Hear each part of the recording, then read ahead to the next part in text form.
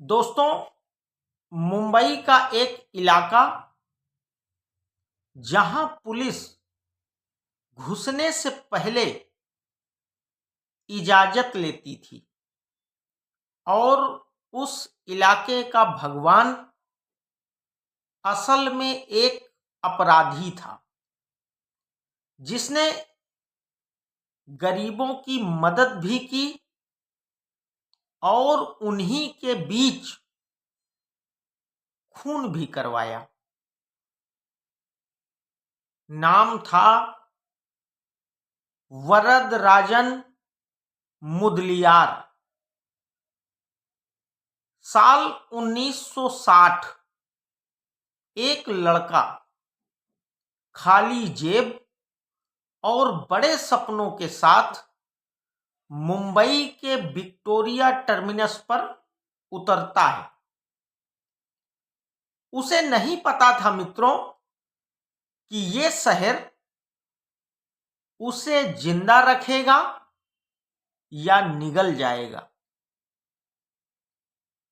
वो कुली बना,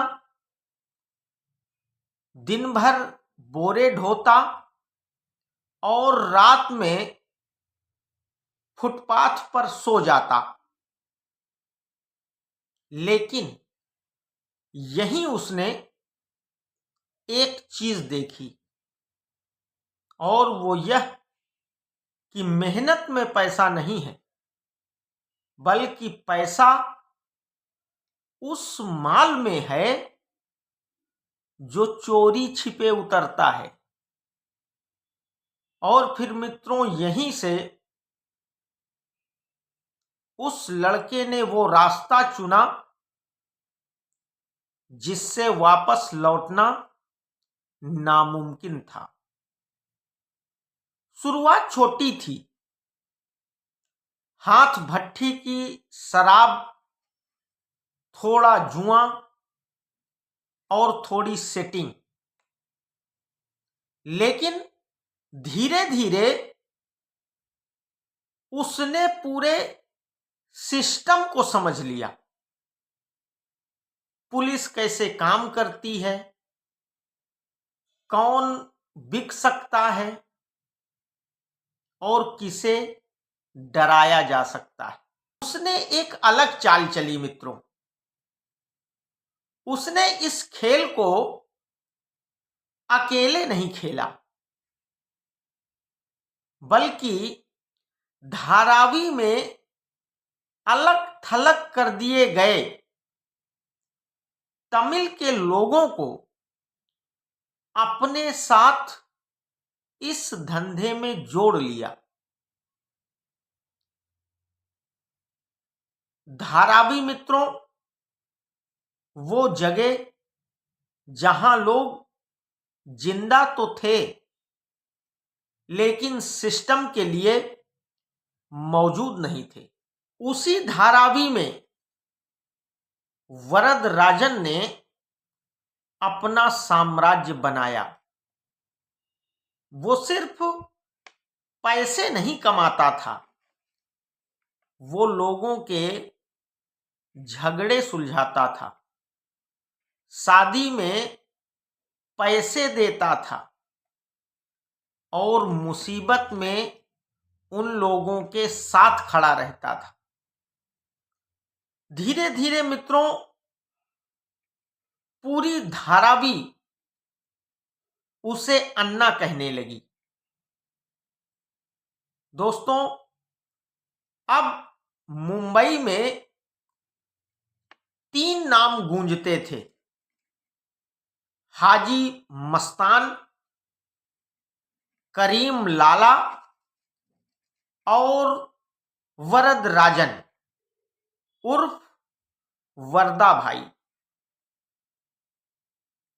एक दिन हाजी मस्तान ने वरदराजन को करीम लाला से मिलवाया और यहीं से सारा खेल बदल गया मित्रों। मुंबई शहर को बांट दिया गया।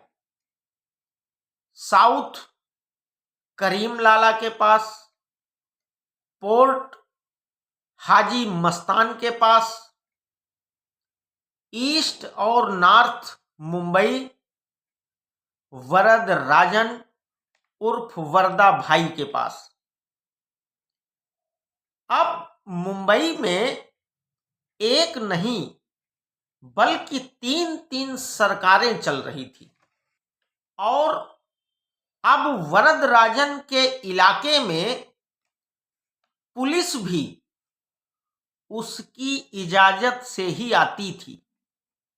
उसकी अपनी अदालत थी, उसका अपना कानून, और उसका एक ही नियम था दोस्तों, जो वरदा भाई के खिलाफ जाएगा वो बचेगा नहीं।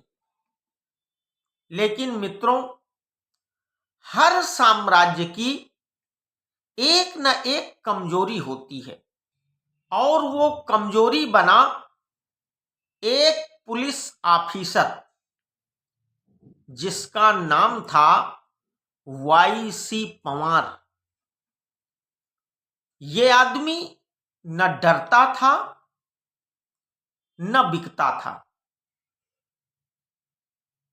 दोस्तों, मुंबई में पहली बार था कि कोई पुलिस वाला वरद राजन वरदा भाई के सामने झुका नहीं।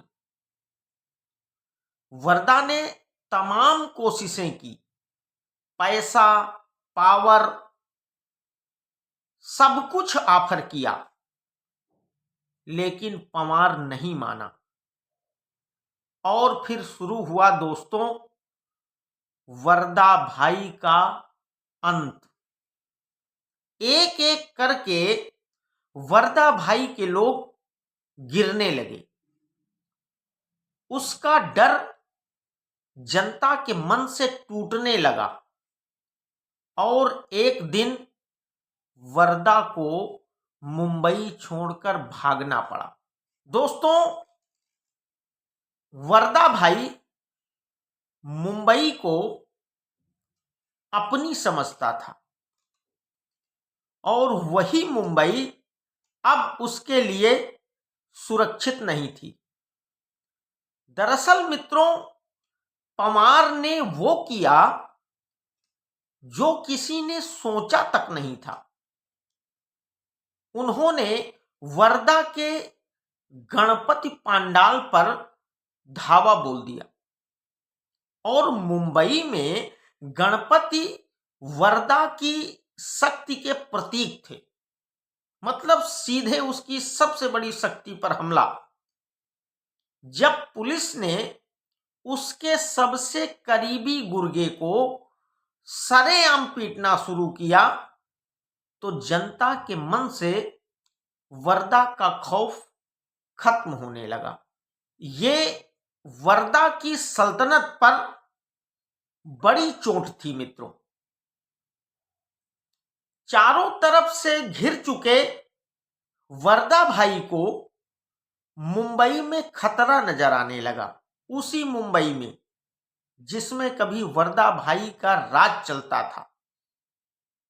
पंवार का खौफ और बढ़ते इनकाउंटर्स ने वरदा को भागने पर मजबूर कर दिया मित्रों, और वरद राजन वापस चेन्नई चला गया। लेकिन उसका दिल मुंबई में ही था मित्रों। कहते हैं आखिरी दिनों में वरदा राजन रोता था और मटूंगा की धूल मांगता था। और फिर मित्रों 2 जनवरी 1988 को चेन्नई में ही वरद राजन को दिल का दौरा पड़ा और फिर सब कुछ खत्म हो गया। लेकिन वरदा की कहानी यहीं खत्म नहीं हुई मित्रों। उसकी मर्जी के मुताबिक जब उसके शव को मुंबई लाया गया मित्रों, तो वो मंजर देखने लायक था। बड़े बड़े गैंगस्टर और हजारों की भीड़ उसके जनाजे में शामिल हुई। कहते हैं धारावी में उस दिन किसी के घर चूल्हा नहीं जला था। आप कल्पना करके देखिए कि उसका सम्मान भी कितना था उन गरीबों के बीच में। वरदराजन बेशक एक अपराधी था, लेकिन वो उस सिस्टम से उपजा था मित्रों, जिसने गरीबों को अनदेखा किया था। तो दोस्तों, क्या वरदराजन डॉन था या गरीबों का मसीहा भगवान, या फिर इस सिस्टम की सबसे खतरनाक सच्चाई? कमेंट बॉक्स पर अपनी राय जरूर दीजिएगा दोस्तों। तो मिलते हैं अगली किसी सनसनीखेज क्राइम स्टोरी के साथ अपने इसी चैनल नवीन क्राइम स्टोरीज में। तब तक के लिए आप सबको आदाब, नमस्कार, जय हिंद, जय भारत।